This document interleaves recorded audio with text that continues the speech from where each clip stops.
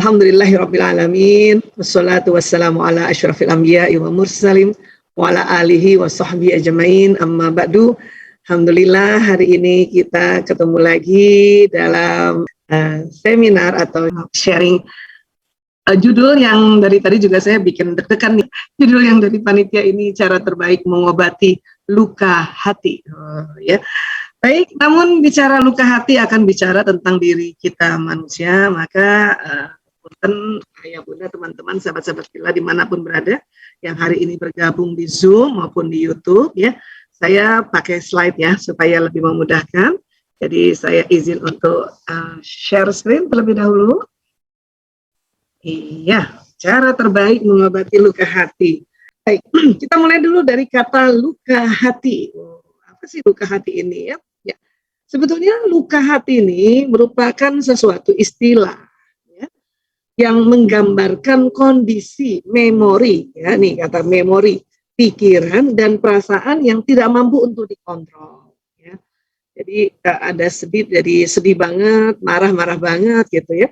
Memang dampaknya apa sih? Karena hal-hal yang tidak bisa dikontrol ini ya berdampak pada perilaku, kemudian kesehatan fisik serta mental. Ya.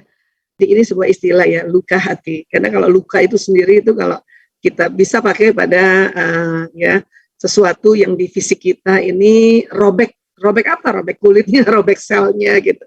Nah, tetapi kalau nanti yang disebut luka hati ini nanti akan berkaitan dengan memori pikiran dan perasaan. Ya. Terus bagaimana rasanya luka hati itu? Jadi nanti ada mulai dari rasa tidak percaya diri, ada rasa sedih, cemas, khawatir, takut, marah, ada kesepian juga, hingga ada ya depresi, ya emosi yang depresi atau gangguan emosi di level depresi. Dimana depresi ini yang bahayanya adalah karena sudah ada selalu di otaknya mau mati, mau bunuh diri, atau minimal ya ada di dalam emosinya itu ingin mencelakakan diri sendiri, seperti membentur-benturkan kepala, ambil benda tajam untuk ya memotong nadinya dan sebagainya ya. Ini nih rasanya luka hati nih. Ini artinya kan nggak bisa kontrol, makanya muncul ya sesuatu perasaan yang ekstrim yaitu depresi. Ya. Kemudian nanti keluhan fisik itu muncul ya, misalnya sesak pada dada atau nafasnya sesak, sakit perut yang berkepanjangan, kadang kering di bibir ya, kecuali kalau kita sedang saum barangkali atau kurang minum ya, terus lemes seperti tidak bertenaga. Ini beberapa keluhan fisik. Tentunya akan dibedakan dengan memang kita sedang sakit yang dikarenakan virus, bakteri, parasit dan sebagainya gitu ya. Tapi luka hati ini bisa memunculkan keluhan fisik seperti ini, karena tadi kita sudah sampaikan, ini luka hati berdampak pada perilaku, kesehatan fisik, dan kesehatan mental. Ya. Jadi sesungguhnya ini semuanya bicara memori nih, ya. Karena di dalam luka hati ini berkaitan dengan banyak memori-memori ya, dan memori ini ternyata terbentuk sejak dalam rahim. Ya, maka kalau kita bikin skematiknya seperti ini ya, dalam rahim, ini janin dalam rahim ini sudah terbentuk memori nih. Pas lahir ya kan jadi bayi nih kita manusia ya. Kemudian ada dari bayi masa kanak-kanak sebelum akil balik ya. Ini ada memori. Sekarang terkenal istilahnya ini inner child memory. Memori masa kanak-kanak bahkan dalam rahim sampai dia balik ya. Nanti ada lagi memori remaja kalau sudah balik nih. Perempuan ditandai dengan menstruasi, laki-laki ditandai dengan mimpi basah pertama. Dan ini ada namanya memori remaja. Setelah 20 tahun ke atas dikategorikan dewasa. Ini juga namanya memori dewasa ya. Dan saat ini ya katakanlah ini titik di mana kita usia sekarang, saya di titik yang jalan 54 tahun gitu ya. Mungkin teman-teman juga ada di titiknya yang ada 20 tahun kan, 25, ada mungkin di atas saya, di atas 54 tahun, 60 ya sekarang ya. Tapi ini semua membentuk memori ya.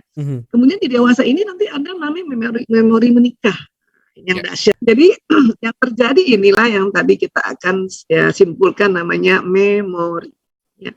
Nah, di dalam perjalanan memori ini tentu ya ada memori happy, memori senang, memori yang membahagiakan, dan di dalam memori ini juga ada memori kesedihan, memori ketakutan, kecemasan, kemarahan ya. Dan juga tadi karena terlalu sedih, terlalu marah, terlalu cemas, akhirnya itulah yang dikategorikan luka, ya. Dan karena yang ternyata memori ini bukan hanya di otak, tetapi juga di kolbu. Dan dulunya Indonesia mendefinisikan kolbu itu hati, maka istilah luka hati, ya, ini sudah terpatri di budaya kita. Makanya kita lebih banyak menggunakan luka hati, bukan luka kolbu. Ya, padahal kolbu nanti organnya itu jantung, dan tidak terbiasa kita bilang luka jantung gitu, karena sudah termemori luka hati. Ya. Nah, mengenai inner child ini harus ada kita luruskan ya, karena dipikirnya inner child itu isinya luka saja, bukan. Inner child itu ada memori bahagia. Jadi inner child itu memori sejak rahim sampai kemudian lahir, sampai masa kanak-kanak, sampai balik, ini namanya inner child memory. Nanti di dalam pengasuhan ini ada memori yang membuat luka, ya. Jadi luka pengasuhan masa lalu ini yang sering disebutnya wounded inner child. Gitu. Jadi kalau luka pengasuhan masa lalu atau luka pada memori masa kanak-kanak ini namanya wounded inner child. Ya. Jadi kita harus sepakati dulu istilah-istilahnya supaya kita nggak membaur. Karena kadang-kadang sekarang ini kan saking mudahnya mendapat informasi, mendapat data. Istilah saja kadang-kadang bias atau keliru penggunaannya, ya. Jadi memang apalagi sih kalau bilang memori ya. Pertama memang kita akan cerita memori, tentu kita pikirnya oh itu di otak gitu ya. Karena memang setiap apa yang dilihat, didengar, dihidu lewat hidung gitu ya, yang dikerjakan lewat tangan, kaki atau permukaan tubuh menangkap sebuah peristiwa dari luar, itu ternyata di otak terjadi sambungan-sambungan saraf. Inilah yang disebut memori, karena ada sambungan-sambungan neuronnya ini. Ya. Otak manusia neuronnya banyak sekali. Sering sekali saya sampaikan ya, karena memang tinjauannya neuropsikologi, bahwa neuron manusia ini nih, yang ini satu neuron termasuk nih dengan kabel-kabelnya, ini ada 100 miliar. Ya. Dan dia benar-betul tersambung-sambung membentuk memori. Nah, sambungan ini ada yang memori happy atau memori bahagia, atau memori istilahnya memori positif, ada memori yang bikin sedih, ya, khawatir, cemas, dan sebagainya. Itu istilahnya memori negatif. Nah, yang si negatif ini ada beberapa yang sangat ekstrim, ya, sehingga membentuk luka, ya. Nah, sebetulnya apa yang terjadi sambungan itu? Sambungan itu terjadi loncatan listrik sebetulnya dengan sangat cepat. Maka mungkin ini juga ya, secara bawah sadar kita menyebutnya luka, karena ada listrik, jadi korslet gitu ya. Karena terlalu cepat, maka sambungan neuron atau kabel berikutnya, ya, karena terjadi sambungan loncatan listrik yang dahsyat, itu bisa bikin luka kan. Badan kita aja kalau kesengat listrik bisa luka ya. Di memori juga begitu, luka. Dan sebetulnya loncatan listrik ini adalah peristiwa keluarnya zat kimia. Zat kimia itu sering disebutnya neurotransmitter. Dan neurotransmitter ini banyak jenisnya, ada lebih 100 jenis. Setiap peristiwa keluar neurotransmitter untuk membentuk memori. Tinggal itu tadi, kalau peristiwanya membuat emosi kita bahagia atau positif, yang keluar neurotransmitter jenis positif atau bahagia, maka memorinya memori bahagia.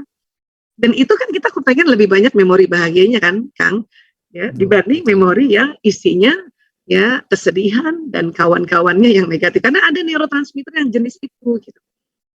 Oke, sampai sini paham dulu ya. Nah, kemudian karena luka ya, sudah luka atau sudah membentuk memori, bahkan sebetulnya memori baik juga atau memori yang tidak terlanjur luka, kalau sudah terjadi sambungan, itu nggak bisa hilang sambungannya.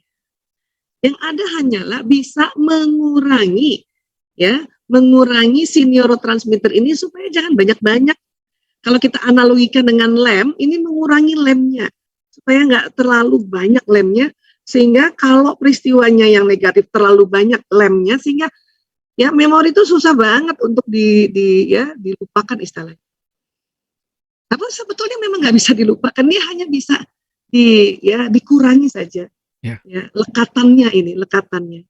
Nah, untuk mengurangi lekatannya inilah yang disebut tadi cara untuk memperbaiki atau menyembuhkan luka hati tadi. Ya. Nah, ya, jadi tadi nih, kenapa sih ada luka gitu ya? Karena waktu kita lihat sebuah peristiwa, kita dengar, kita rasakan ya, itu mengikat, terjadi sambungannya karena ada nuansa emosi. Karena di otak manusia, inti otaknya emosi. Termasuk emosi di sini yang negatif dan positif. Ya, saya kemarin udah lama banget kan nggak ke Bandung, selama pandemi nggak ke Bandung, kan 1 tahun sebelum pandemi belum ke Bandung. Lihat Bandung tuh gembira deh. Lihat Bandung tuh very happy. Jadi memorinya tuh kemarin seneng banget. Udah jadi memori juga karena udah pas tense ya, pas event, pas memori kemarin kan udah 1 hari itu jadi memori. Tersambung itu memori saya. Ya, udah lama nggak makan cilok di sana, udah lama nggak makan batagor. Itu kan makannya kayaknya enak banget ya, gembira banget gitu ya. Lihat macet aja gembira lihat kemarin. Yeay, Bandung, udah bener di Bandung nih. Iya, Jadi iya, kayak iya. gitu.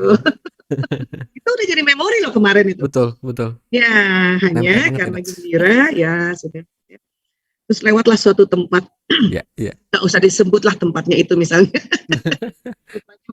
Tahunan lalu di situ juga ada sebuah peristiwa yang bikin saya sedih gitu kan. Nah, Mhm. misalnya karena lewat tempat itu terakses memorinya nih, terakses memorinya ya, teringat kembali, ya Allah, tempat ini pernah aku mengalami kesedihan gitu. Waduh, waduh, Padahal, Masya Allah. padahal akhirnya udah lebih 10 tahun yang lalu kan gitu. Betul. Ya, nah itu kan memori juga. Nah, yang saya mau cerita adalah di limbic system ini ada beberapa tempat-tempat yang nanti Allah buat sedemikian rupa, ada tempat memori happy, ada tempat memori sedih, ya, ada tempat kemudian memori yang sedang-sedang saja, sedang-sedang saja. Mhm.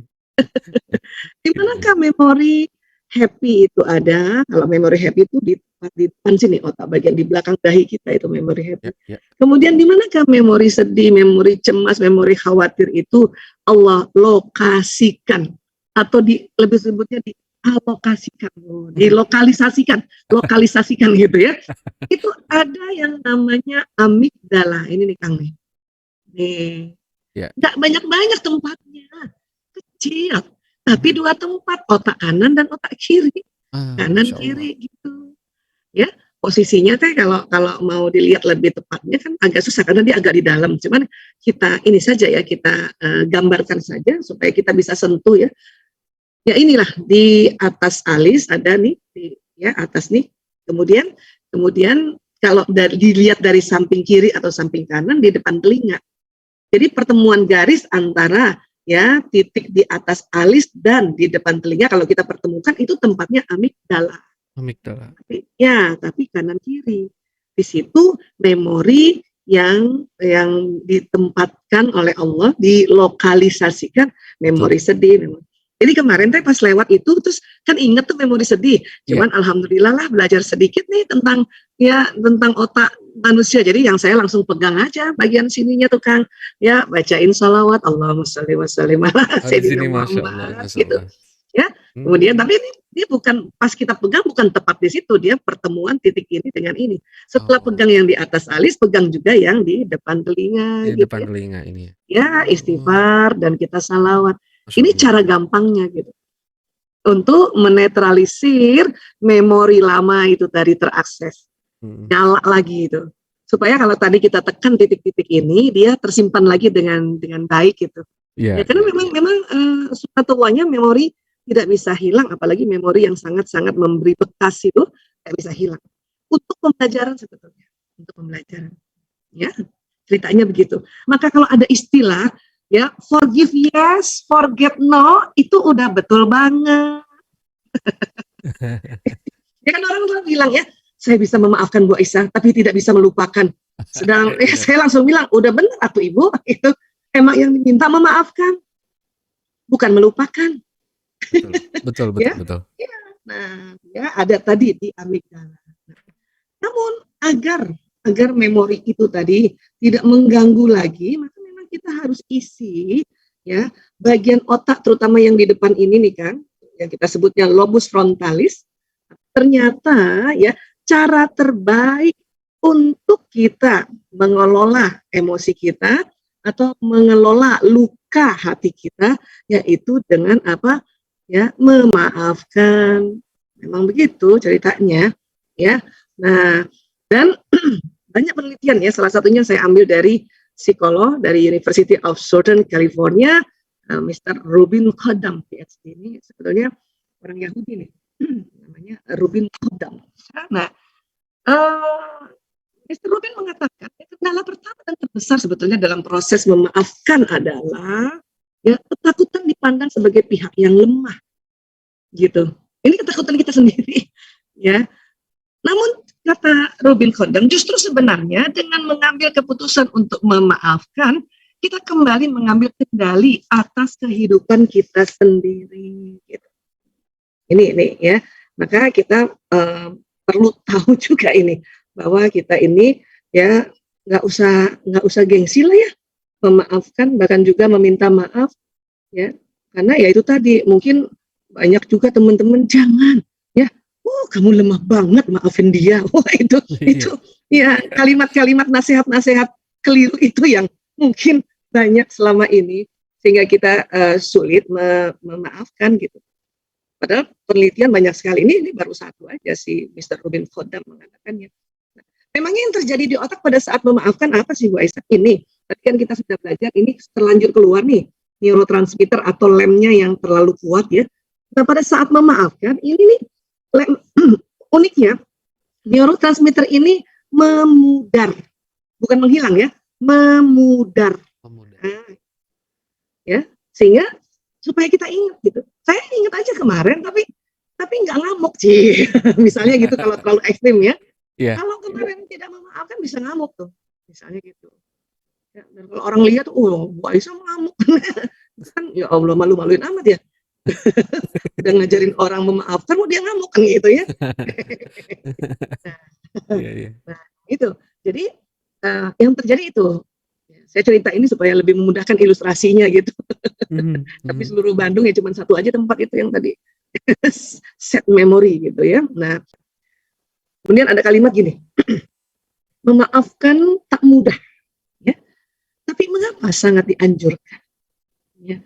Bahkan dalam ya ayat-ayat di Al-Quran banyak sekali Allah minta kita memaafkan. Salah satunya ini di surat Al-Hijr ayat 85. Maka maafkanlah mereka dengan cara yang baik. Coba gitu ya. Nah, kita nih kalau nggak belajar bahwa memang Allah meminta kita memaafkan, itulah susah memaafkan. Untuk itu kalau ilmu otak nih, lokasi otak atau neuroscience ya, tadi kan kita udah belajarnya di depan otak kita ini ada namanya bagian prefrontal cortex. Kalau nanti ya kalau konsep Islam ini akal tuh di sini. Ini kan otak ya, semua ini otak ya. Akal bagian dari otak. Nah kalau di dunia kedokteran, akal ini namanya di bagian prefrontal cortex. Di sini nanti kalau kita belajar sesuatu, itu tersambung-sambung neuron di sini. Ya, membentuk apa? Membentuk memori ilmu, memori nasihat, memori tuntunan. Ini di sini gitu. Inilah saya sering sekali setiap hari ingatkan diri saya dan juga sharing kepada teman-teman baik di online maupun offline itu, ayo ini isi otak nih akal kita dengan apa? Mengaji dan mengkaji tentang apa yang Allah mau.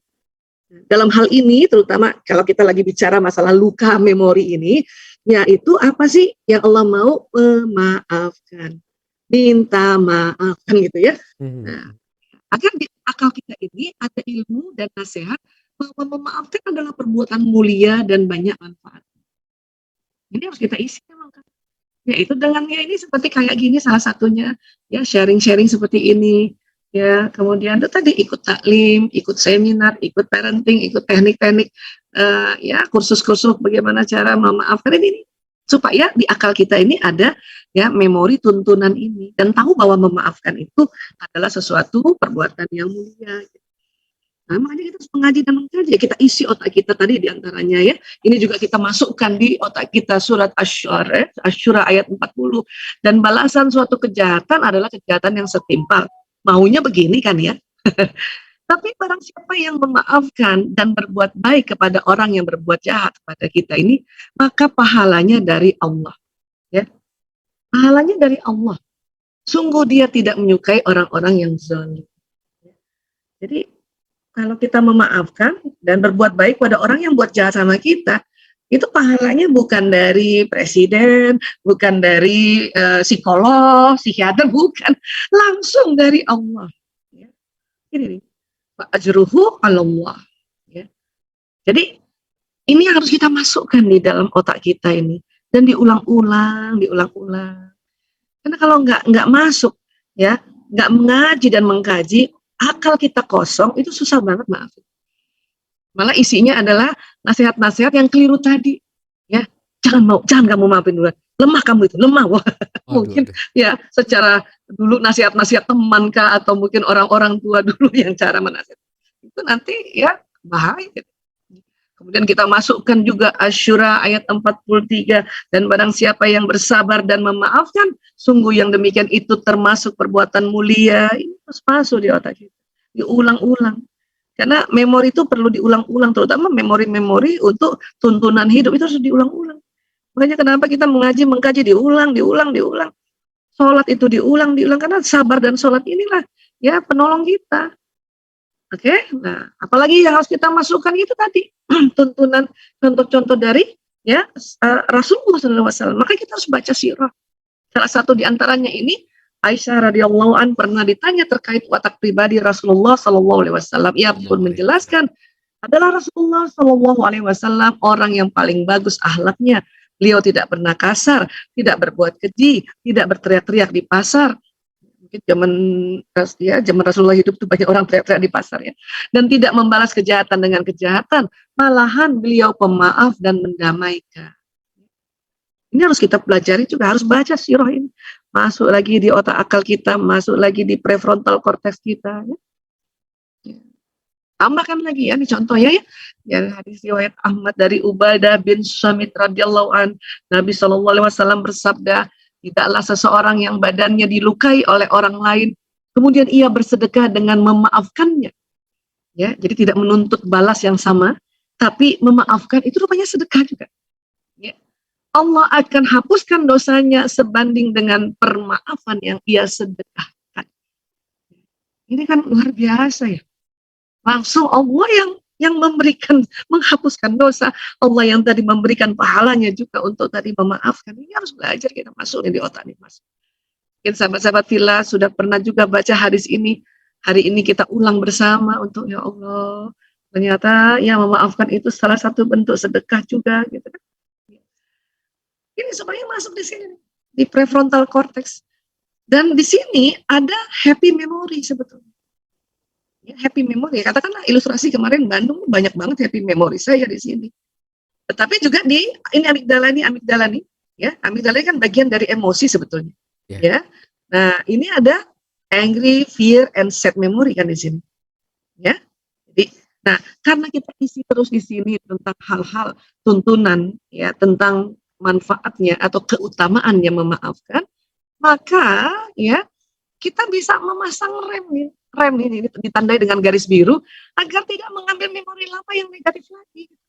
Kalau kita banyak belajar, ya. Nah ini, oke. Nah, jadi ngerti ya. Jadi tadi tuh yang amigdala nih, ya ini kan dia berada di antara potongan di atas alis dengan depan telinga. Ini kan amigdala ya. Nah itu. Kalau cara gampangnya kemarin langsung aja diusap-usap, istighfar sama diusap-usap di bagian ya atas alis dan di depan telinga, bacakan salawat gitu. Udah terus bisa senyum lagi, terus malah inget yang baik, jadi bukan inget yang mengakses memori di amigdala, malah mengakses memori di prefrontal cortex gitu, ya. Iya, dan terus kita langsung inget, iya emang gue juga yang salah waktu itu misalnya, ya. Jadi ini ceritanya nih ilustrasi ya, tapi ya, ini cerita nyata juga. Jadi satu tempat saya waktu itu minta beli sesuatu sama suami, nggak tahu kenapa suami mukanya jutek banget gitu. Jadi saya langsung kesel, langsung marah gitu. Lupa kalau punya ilmu di sini ini saking ya apa istilahnya belajar tentang otak laki-laki, bahwa laki-laki itu sebetulnya bukan dia kesel sama saya, suami saya bukan kesel atau nggak mau mengabulkan permintaan saya, emang mukanya begitu gitu loh. Otot wajah laki-laki ini karena hormon testosteron, hormon maskulin itu bikin nggak terlalu lentur gitu, kaku. Apalagi kalau di awal-awal kaget. untuk dimintain beli sesuatu gitu, kaget, bukan dia nggak suka, kaget. Hmm. Cuman saya waktu itu juga sedang sensitif karena mau mens, ya lihat muka suami kayaknya menggerutu, tempat kan kesel. Iya, betul. Dan ingat, tempat kesel itu di sini, dan ini adalah bagian dari limbik sistem otak emosi. Ya, langsung merasa luka kan merasa tadi tidak terkontrol. Ya, hormon stres saya juga muncul dan tidak terkontrol gitu ya. Habis itu saya langsung belum apa-apa, belum dia jawab apa, saya bilang ya udah kalau nggak mau beliin.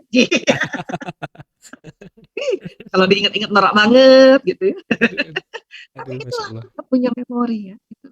Maka ya udah saya langsung aja pijet-pijet bagian di sini karena nanti akan terjadi ya pertemuan persilangan tempatnya itu ya, malah saya ingat lagi, oh iya ya emang aku yang salah gitu. Oh iya ya kan suamiku laki banget. Mukanya kalau diminta duit mukanya kaku dulu. Bukan nggak mau ngasih ya, tapi kaku dulu gitu. Baru ingat ilmunya. Kalau kita sudah bisa merilekskan lagi si amigdala ini, ya. Nah, kemudian kita ya pernah belajar yang namanya batang otak. Batang otak ini kan otak emosi, ini kan otak mamalia nih, ya. Batang otak di sini namanya otak reptil. Dia punya sistem juga batang otak apa? Fight or flight, ngeyel atau ngambek. Ya. Untung kemarin ke Bandung itu nggak sama suami itu. Kalau sama suami, saya langsung ngeyel lagi. Untung sama anak-anak saya gitu ya. Nanti kan sama anak-anak, ibu kalau sama anak-anak kan cepat memaafkan dibanding istri ke suami ya. Rupanya waktu kita membacakan salawat istighfar terhadap tempat pada amigdala ini lentut, terus saya harus ingat juga nih bagian tengkuk nih, batang otak kan kurang lebih bagian tengkuk, nah, itu juga harus dirilekskan. Ya. Caranya banyak hal waktu itu kalau saya pernah sharing-sharing, tarik nafas panjang, istighfar, atau gitu pencet-pencet aja bagian sini gitu, bagian leher. Ya, untung kemarin ada minyak angin, ya udah diusap-usap aja tuh. Maksudnya teknik holistik buat ibu-ibu yang memang memaafkan tapi kok masih tengkuknya masih kayaknya kaku banget. Kaku, ya sudah itu. Langsung kalau ada ya minyak angin lagi. Ya apapun yang ada ya di mobil kan, ada ibu-ibu yang mungkin ini ada koyo, pasang koyo di daerah tengkuk di sini, sok atau nggak apa-apa ya, itu juga akan bermanfaat merilekskan batang otak. Oh. Ya, walaupun sebetulnya teknik yang paling gampang adalah tarik nafas panjang gitu ya. Gitu ya, ada istilahnya allowing. Ya, tarik nafas panjang sambil membayangkan gitu ya, nafas ini dibuang, kemudian ya kekesalan, kemarahan itu juga keluar dari mulut kan gitu. Ya teknik-teknik itu gampang sebetulnya ya. Tapi memang Kang ada namanya watak dan bakat ya. Kita bicara watak. Ada yang watak introvert. Watak introvert itu ya memang untuk memasang rem biru atau menaikkan level emosi di level emosi atau merilekskan batang otak dengan otak mamalia, dia butuh waktu agak lamaan sedikit ya. Yang introvert. Ya. Nah, kalau saya kan untung ada ekstrovertnya, jadi cepat aja. Dan alhamdulillahnya, bayangin setiap hari ngomongin kayak gini, ya malu sama Allah kalau kita udah sering ngaji mengkaji. Ini otak ya alhamdulillah terisi sedikit-sedikit, masa nggak bisa langsung bikin rem biru nih, garis biru ke sini. Itu pengaruh kan, watak pengaruh gitu. Ya, watak pengaruh. Apakah yang introvert itu watak yang buruk? Bukan. Memang introvert itu dia untuk menaikkan level emosi perlu waktu. Tapi kalau dia sudah di level mutmainnah, emosi positif, itu dia lama berada di situ. Yang ekstrovert itu memang cepat naik ke atas, cepat juga turun. Dia punya emosi up and down-nya cepat sekali. Gitu. Jadi semua watak baik dan semua watak ada mewarnai respon tubuh ini untuk menghadapi emosi, menghadapi memori-memori angry, fear, and sad memory ini. Ya, jadi harus mengerti. Nah, cara gampang ya itu tadi, kalau saya sih udah semua cara kita pakai kemarin, termasuk tarik nafas panjang. Ya. Nah, sebelumnya kita cerita dulu nih di amigdala ini kan tadi ya ada neuron nih tadi, ya kan? Dia nyala terus Kang. Neuron ini di sini memorinya kan udah sambungan-sambungan memori negatif di sini kan, yang sedih lah, yang marah, yang kesel ada di sini. Tapi karena kita belajar ya, apalagi kemarin alhamdulillah habis dari tempat ya Quran itu disamil kan. Jadi kita baca Quran di sini terakses lagi ilmu-ilmu yang apa yang Allah mau, terutama ayat-ayat mengenai memaafkan. Maka ini nanti memori di sini yang mengobati ya kalau bahasa gampangnya ya. Tadi kalau bahasa kita bahasa neuroscience-nya memasang rem biru untuk tidak mengambil amigdala ini. Gitu. Tetapi amigdala ini juga tidak bisa dibiarkan sambungannya yang terlalu kuat. Harus diudarkan juga sambungan di amigdala. Nah, itulah tadi memaafkan itu adalah memudarkan ilmu untuk menahan agar tidak mengakses cepat memori di amigdala. Memaafkan ya adalah sambungan-sambungan yang di amigdala ini jadi lebih memudar gitu. Cara itu tadi ya cara paling umum ya, cara paling umum memang adalah allowing istilah kita, yaitu tarik nafas panjang, buang lewat mulut. Lebih afdal lagi pada saat buang lewat mulut itu membayangkan kalau memang marah lihat ya melewati satu tempat atau namanya trigger factornya place itu marah kah sedih kita bayangin waktu ya, ngembuskan keluar itu tulisan marah, bayangin juga masuk ke tanah. Makanya para pujangga mengatakannya ya kuburkan perasaan luka hati. Kan nggak mungkin kita masih hidup langsung kita karena tadi luka memorinya ada di otak terus kita kuburkan otak. Maknanya adalah kita kuburkan energinya dengan cara waktu menghembuskan keluar itu tadi marah masuk ke dalam tanah. Kenapa sih harus dibayangkan Bu Aisyah? Ini karena kerja saraf juga, kerja otak. Ini penelitiannya oleh Dr. Roger Wilkes-Barre tahun 80-an ini, neuropsikolog yang dapat hadiah Nobel. Ya, Roger Wilkes-Barre meneliti bahwa ternyata otak manusia yang Tuhan ciptakan antara otak kanan dan kirinya tupoksinya beda. Tugas pokok dan fungsinya beda. Yang kiri untuk bicara, afirmasi, ya, kalimat-kalimat penegasan, berhitung, matematika, detil, analisa kiri. Ya, kanan visualisasi, imajinasi, intuisi, ada irama, ada sintesa atau hikmah di kanan. Gitu. Nah, dalam penelitian oleh ilmuwan-ilmuwan sebelumnya, rupanya ya otak kanan mengatur tubuh yang kiri, otak kiri mengatur tubuh yang kanan, gitu. Bersilang. Nah, jadi kalau kita tadi bilang ya Allah, saya ingat lagi tempat ini ya Allah, saya maafkan suamiku ya Allah, ampuni dia ya Allah. Itu kan afirmasi saya. Walaupun bicaranya sir dalam hati waktu itu lewat. Karena anak saya nggak tahu tuh tempat yang saya di situ ada trigger factor, ya. Karena saya ngomongnya sir. Itu baru otak kiri yang kerja, pesannya jalan di tubuh kanan.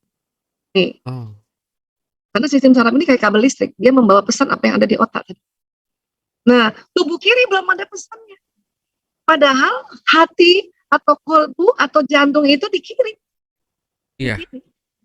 Karena memang luka kalau di ilmu otak itu tersimpannya di amigdala, namun ternyata bukan hanya di amigdala tersimpan, juga bisa tersimpan di kolbu juga, di jantung juga, di bagian serambi di sini. Biasanya kalau saya cerita tentang kolbu itu akan cerita lebih dalam tentang ini, terekam juga di sini.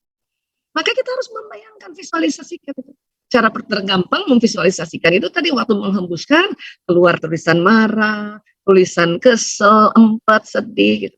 Supaya otak kanan bekerja, pesannya jalan di tubuh kiri. Dan juga ya mengobati memori yang ada di jantung ini, di hati inilah kalau kita bilang. Tapi kalau hati sesungguhnya organ kan di sini, ya.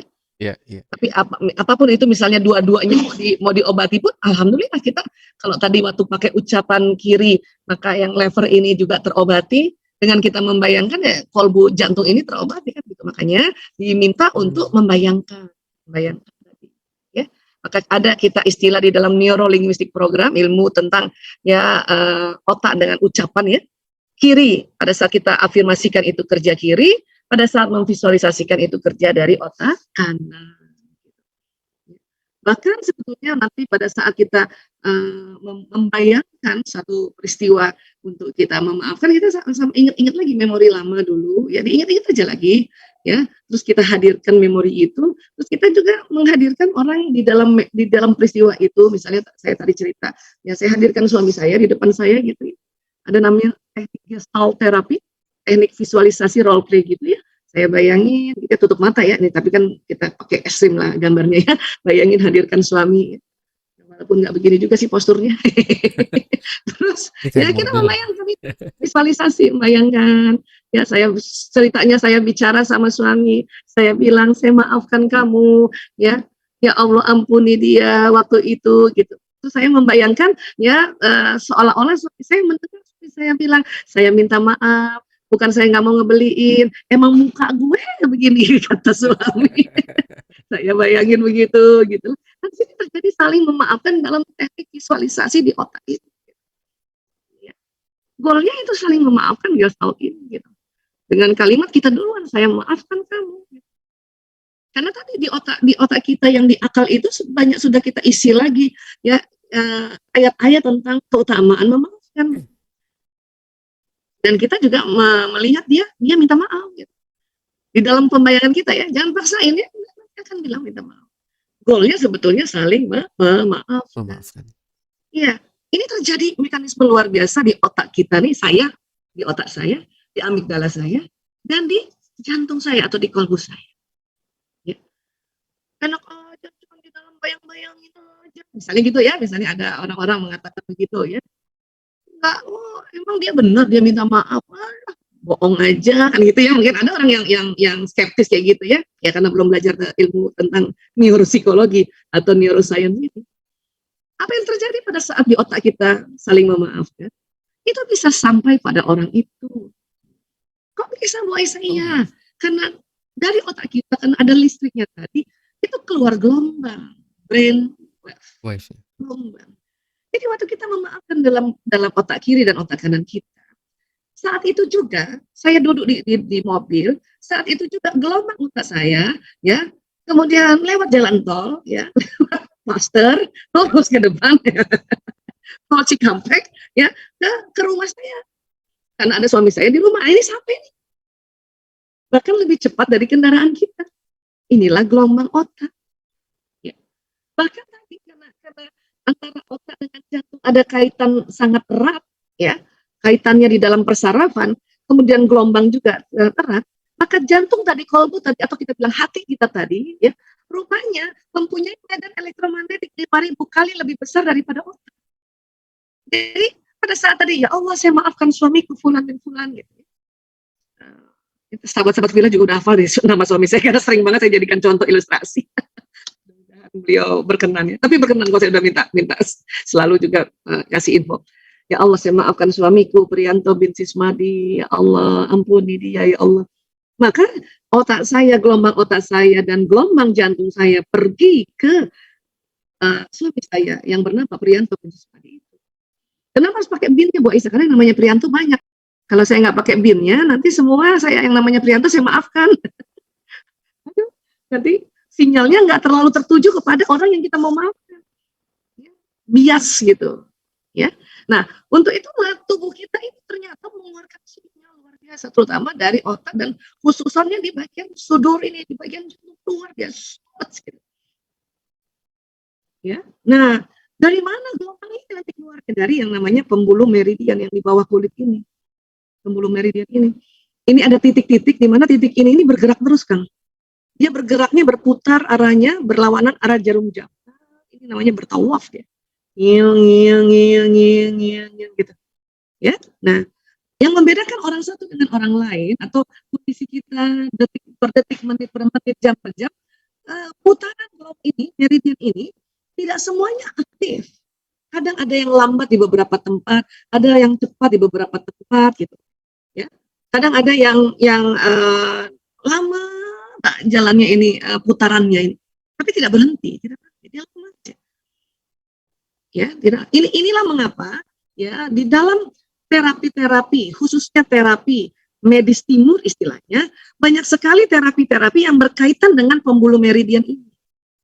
Ya, bekam, akupuntur, akupressure, terapi warna, dan terapi kerokan dan sebagainya ya. Tadi termasuk tadi pasang koyo dan sebagainya. Ini sebetulnya dalam rangka untuk melancarkan tadi putaran-putaran ini. Ya, tentunya ya terapi-terapi itu apalagi kalau nanti ada berkaitan langsung kena badannya, itu juga untuk merilekskan si otot ini. Ya. Namun yang luar biasanya ini mumpung kita bicara ya dan ini ya Masya Allah ya, kita umat Islam ini Allah perintahkan untuk menegakkan ya ibadah, terutama ibadah-ibadah khusus yaitu sholat, ya, kemudian saum, kemudian ini tadi ya sedekah, ya, zakat, wakaf, itu kalau makna dari pembuluh meridian ini itu untuk memperlancar putaran, putaran.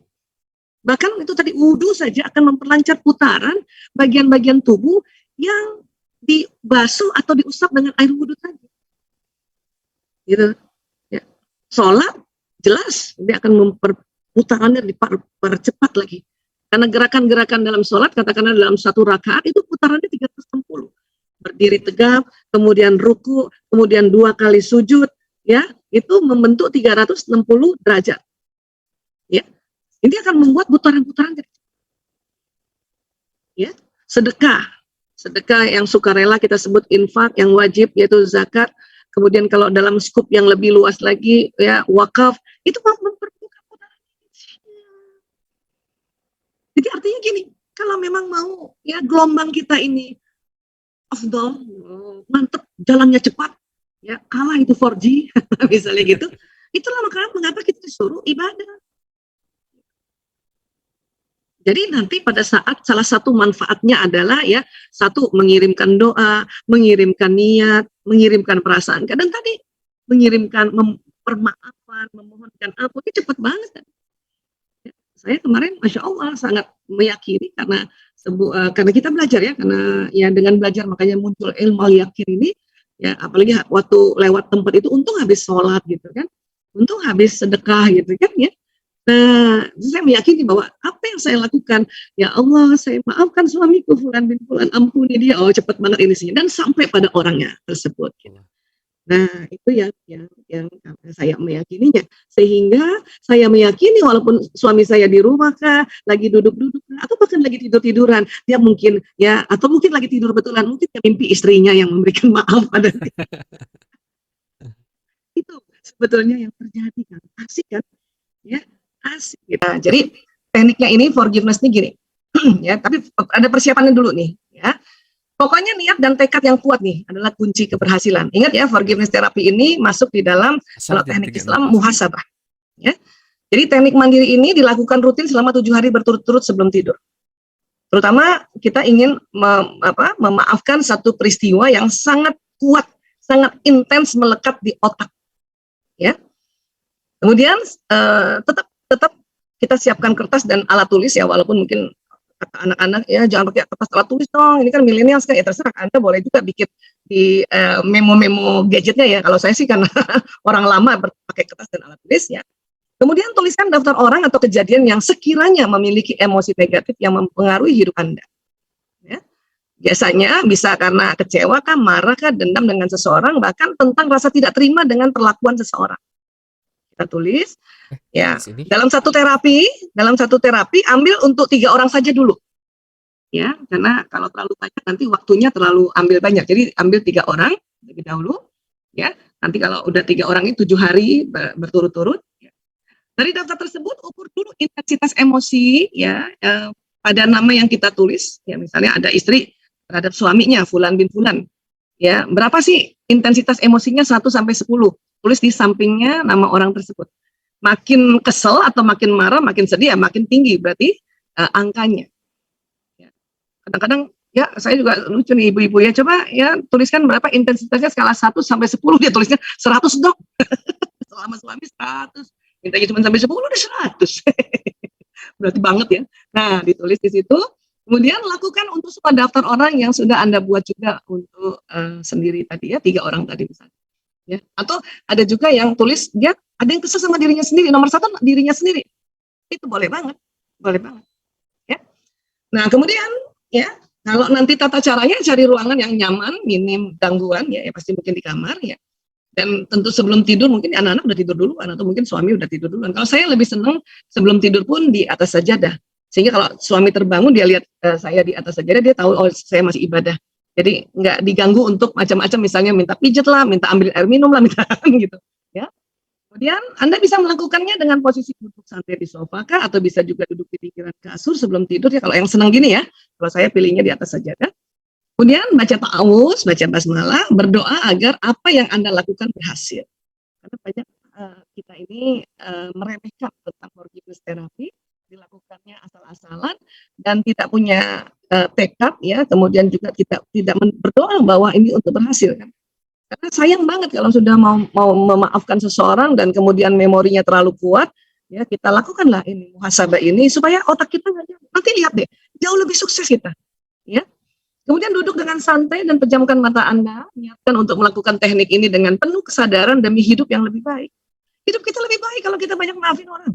Apalagi pasangan hidup kita, apalagi orang tua kita, apalagi anak-anak kita, mertua kita, dan orang yang sekilang ya ring satu itu. Kalau kita ya forgiveness terapi pada mereka, lihat deh, Allah banyak bukakan keberkahan, bukakan juga rezeki. Ya, itu saya meyakini banget itu karena memang sudah diyakini lewat ilmu, kemudian dengan mata kepala jadi ilmal yakin, dengan mata kepala ainul yakin, dan karena sering dilakukan akhirnya hakul yakin. Ya. Kemudian ya tarik nafas yang dalam melalui hidung Anda secara perlahan, keluarkan perlahan ya lewat mulut gitu ya. Kemudian lakukan pernafasan tadi sambil Anda bilang pada diri Anda rileks, lakukan sebanyak 7 hitungan ya. Nanti kalau Mas dilakukan sendiri boleh kok sambil buka mata tarik nafas ya. Boleh juga untuk pejamkan mata, ya gampang kok ini ya. Kemudian ketika Anda sudah rileks sekarang bayangkan, rasakan dan dengarkan seolah-olah Anda memanggil diri Anda sendiri untuk datang ke hadapan Anda. Agar kita memaafkan dulu diri sendiri. Ya. Hadirkan diri Anda di depan Anda, santai saja, nikmati sampai Anda merasa benar-benar ia telah hadir. Ya. Setelah hadir, bilang pada diri Anda, wahai diriku, bilang terima kasih ya, terima kasih atas segala pengorbanan dan usahamu selama ini. Apapun kesalahan yang pernah kamu lakukan, sudah aku maafkan. Mari berkembang lebih baik lagi, aku sayang kamu karena Allah. Jadi kita bicara sama diri kita. Tapi tekniknya dengan gestalt tadi, dengan menghadirkan diri kita depan kita. Ya, dan ini sangat ilmiah dan sudah diteliti bertahun-tahun di jutaan orang dan it works ya, bekerja banget ini. Karena tadi otak kiri kanan tadi. Ya. Kemudian bayangkan diri kita tersenyum, lalu kita pelukan sama diri kita. Kita pelukan sama diri kita, ya. Lalu izinkan dia untuk kembali pergi dan masuk ke dalam diri kita. Ini untuk diri kita. Nah, kemudian ya, atur kembali nafas Anda 3 kali tarikan dan hembus nafas yang dalam. Masuk ke list orang tadi yang siapa sih yang tadi mau kita maafkan, suami kah, anak kah? Sama ya, seperti tadi bayangkan, rasakan, dengarkan, seolah-olah coba hadirkan ya di hadapan Anda. Katakan padanya, sebut namanya, wahai Fulan bin Fulan, aku minta maaf dan aku memaafkanmu. Apapun kesalahanmu itu sudah terjadi, yang bisa kita lakukan hanya perbaiki. Insya Allah aku telah memaafkan semuanya. Ya Allah, ampuni Fulan bin Fulan ini. Itu. Ya, bayangkan orang tersebut tersenyum, minimal mengangguk ya. Karena kalau kita bayangin suami, laki-laki itu jarang tersenyum di dalam pembayangan kita, tapi dia mengangguk-angguk lalu pergi. Gitu. Ya. Tapi ada juga yang bisa membayangkan suaminya tersebut, bahkan ada juga yang bisa membayangkan suaminya bilang, ya saya minta maaf. Bahkan ditutup endingnya ya saling berpelukan di dalam pembayangan itu. Dan akhirnya kalau dia sudah pergi, coret list orang pertama yang ada di kertas tadi, kemudian ukur lagi. Dari 10 udah turun berapa? Ada yang, aduh saya baru turun 7 Bu Aisyah. Ya nggak apa-apa kan disuruh 7 malam kan? Besok lagi lah. Kan gitu, nggak masalah. Ya. Atau cuman dari 10 turun 9. Ya nggak apa-apa, udah turun sedikit 1. Besok lagi kan 7, makanya 7 malam berturut-turut ini. Ya kan? Kalau sudah, ganti dulu dengan orang yang lain yang ada. Ya, ulangi untuk semua orang di daftar Anda yang ya, setelah itu ya turun lagi. Selesai semua, tutup sesi dengan rasa dan ucapan syukur. Alhamdulillah ya Allah, aku bersyukur padamu, memberikan kekuatan dan keikhlasan pada diriku untuk memaafkan orang-orang dalam listku ini. Ya. Lakukan rutin setiap hari selama 7 hari atau sesuai dengan hasil cek skala intensitas. Ada orang ya dengan suaminya ya cuma 1 malam aja, ya udah langsung 0, dari 10 ke 0, udah asyik. Ya, asyik itu. Allah sudah memberikan ya rahmat turun karena kita berdoa sungguh-sungguh untuk tadi ya menterapi diri kita, mengobati diri kita. Allah langsung ya, kasih rahmatnya pada diri kita. Oh bisa cuma semalam aja jadi. Tinggal ada nggak di list itu yang masih belum ya turun sampai 0 intensitas, skala intensitasnya. Itu lanjutkan lagi. Ya. Dan ingat sekali ya, yang kita sedang lakukan di dalam Tuhan ini juga akan terkirim ke orang tersebut. Ya suami kah, ya anak. Dan ini nembus dinding, nembus tempat, nembus segalanya, tembus itu. Ya, paham sampai sini ya? Karena bukan apa-apa, itu yang menganggap Hah, masa kita aja mulu yang melakukan itu, orang itu emang kadang-kadang kita nih, kita disuruh, ini kan bisa nih kita lakukan, cuman kadang-kadang kita nggak mau dengan berbagai macam alasan. Nah, itu yang bahaya. Nah, ya, tebus dulu tuh alasan-alasan supaya kita ya mau melakukannya. Nah, after effect-nya apa sih manfaat yang dirasakan setelah forgiveness ini? Ya, setelah praktek rutin teknik forgiveness terapi selama waktu yang telah ditentukan, Anda akan merasakan manfaatnya. Ketenangan, fokus yang jauh lebih baik, stres berkurang, dan emosi Anda kini tidak akan bergejolak semisal ada trigger. Kayak kemarin yang lewat yang nggak terlalu bergejolak, yang saya bilang nggak pakai teriak-teriak tuh, udah senyuman malah ketawa-ketawa lagi, inget-inget dulu, ya. Atau ketemu orang tersebut, tadi saya sekilas ada yang bilang saya hindari ya apa, ya, lakukan teknik forgiveness. Jadi pas satu saat ketemu kita biasa aja, bahkan kita menjadi pribadi yang sangat mulia dan orang itu tersentuh. Saya yang salah tapi orang itu malah senyum duluan ya, kita mulia banget. Dan perlu dipahami, melakukan teknik ini bukan berarti Anda tidak perlu meminta atau memberi maaf di dunia nyatanya. Perlu juga.